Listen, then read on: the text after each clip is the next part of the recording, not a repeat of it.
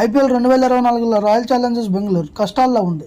వరుస విజయాలతో play of అవకాశాలను కష్టంగా మార్చుకుంది. ఆడిన 7 మ్యాచ్ల్లో ఒక్కటంటే ఒక్క మ్యాచ్ గెలిచి 6 మ్యాచ్ల్లో ఓడిపోయింది.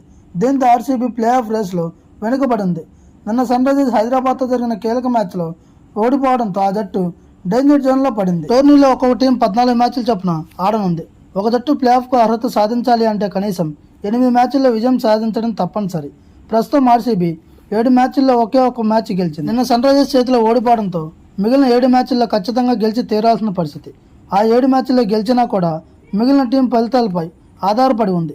ఇప్పటికే Rajasthan, KKR, Chennai super Kings 4 మ్యాచ్లు గెలవడంతో ముందంజలో ఉన్నాయి. బెంగళూరు మినహాయిస్తే మిగిలిన జట్లన్నీ కనీసం 2 మ్యాచ్లు గెలిచాయి. మరి బెంగళూరు ఒక మ్యాచ్లో కూడా ఓడిపోకుండా ప్లే ఆఫ్కు అర్హత సాధిస్తుందో లేదో చూడవలసి ఉంది.